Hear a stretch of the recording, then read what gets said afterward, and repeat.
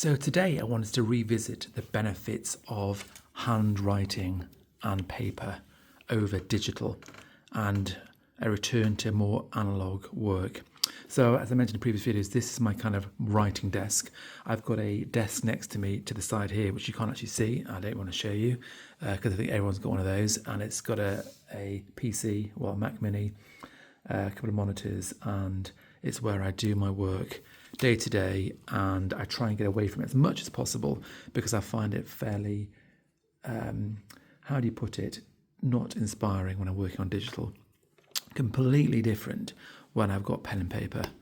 That's when the magic starts to happen, and when you've got the tactile nature of pen on paper, that's where I want to be, and I try and spend as much time as I possibly can here. Try and carve out parts of the day, be it an hour, a couple of hours, 3 hours if I possibly can, to sit down and actually do some writing and thinking. And that's what it comes down to. That's what I sort of talk about really, is how you can think, slow time down, actually get more done through handwriting in the old analogue fashion. So that's kind of what I want to sort of cover today. And I've dug out some note cards that I'm going to sort of talk about where it kind of really drills into this. So let's kind of explore this together. I've already talked about my William Hanna, which I absolutely love, and I take this out and about. It's been, you can see it's beaten up, it's got coffee stains, and I use it when I'm out, as I'm out and about at home, and I just got an idea, and I can pull it open, and I've got the normal kind of sort of paper in here. They're a wonderful paper that William Hanna has, but I've also, as I said in previous videos you can watch, I cut out these little cards and note cards so that I can just, if I've got an idea for something, I scribble it down in here, and I can rip it out, and I can put it into my case here of potential ideas, things to think about. There's a sort of Zettelkasten slip box to the side here, which you can't really see, but I can use that when I want to turn it into a proper idea. It's like an inbox to start with, and then I can move them around. I've only got a couple in here. I usually have a stack of them so that I can just flick through them, and that's really cool. That works really well. But something that I've really started doing, and I'll come on to more at the end of this, is using I've got like a moleskin here that I've been using, where I try and document my day a lot more.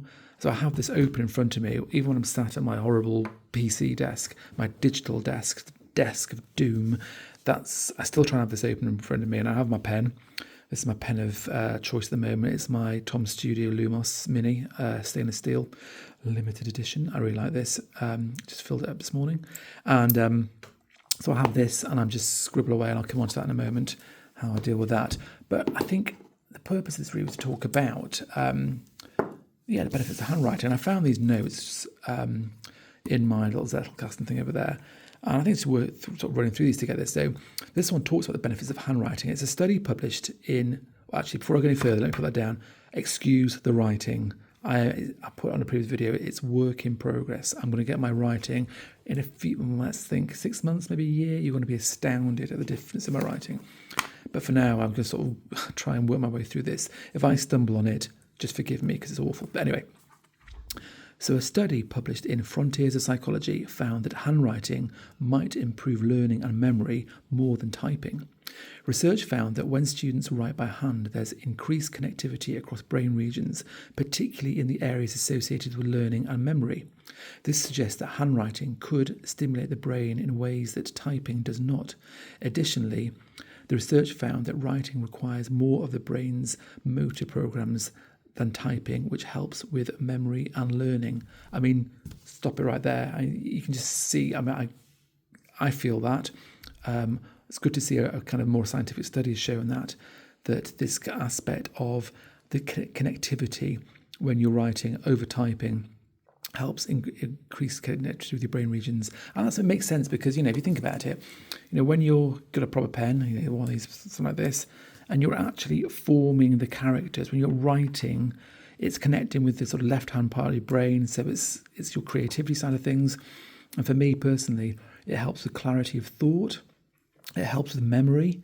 I definitely remember things more when I write them down compared to when I type them, or if I don't do it, compared to not typing or writing.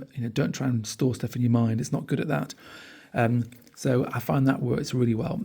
And it's just, well, let's keep going before I wax lyrical. This kind of builds on it really, another card. I don't know if I wrote it around the same time, but it says digital tools are great for many things, but they are suboptimal for thinking and evolving thought. The tactile nature of writing and handling paper and pen creates a special connection in memory and thinking. It exercises parts of the brain that motor neurons and the motor neurons that are not triggered as effectively when typing on a keyboard. Same study, Frontier Psychology. So again, completely agree. It's that tactile nature. You're just holding this card, holding the pen. It creates a different connection to typing away or tip tapping on a keyboard, which, as you well know, I hate doing. And this I found as well.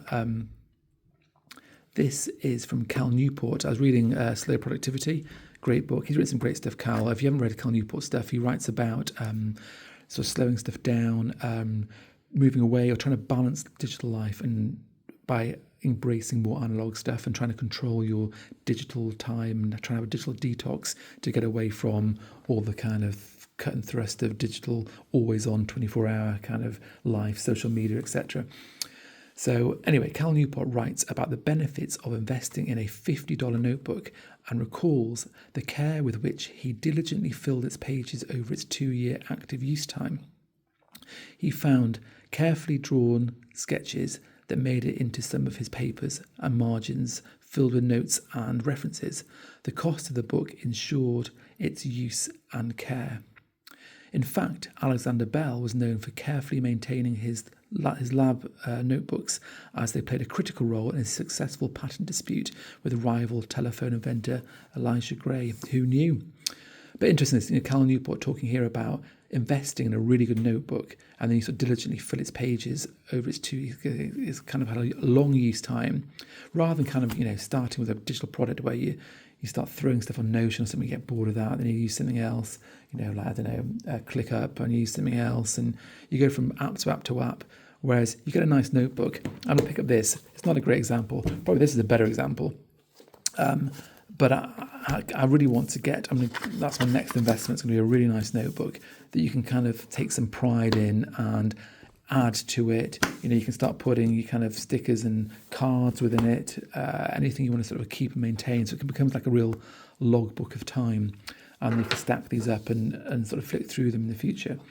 But what I started doing day to day more at the moment to try and make sure that I am doing my enough analog work, because if I spend the day on my PC, on my computer all day working, and I do very little handwriting, I come home feeling, just sort of a bit deadened inside. I don't feel right. I feel completely brain dead.